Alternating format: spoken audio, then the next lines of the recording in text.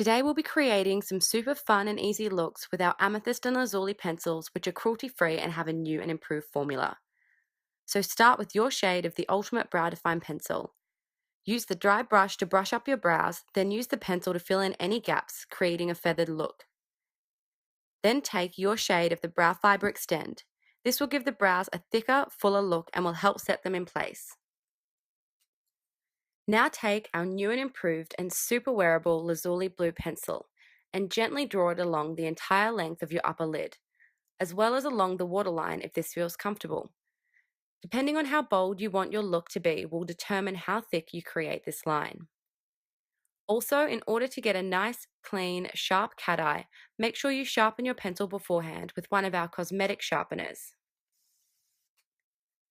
To really make your eyes pop, use our award-winning Goddess Mascara in black for bold, voluminous lashes. Here I chose to only coat my top lashes to create a more wide-eyed effect. To finish off this look, grab one of our new Bio lipsticks in honey for a subtle hint of colour. There you have it, a fun and easy cat eye look in no time at all.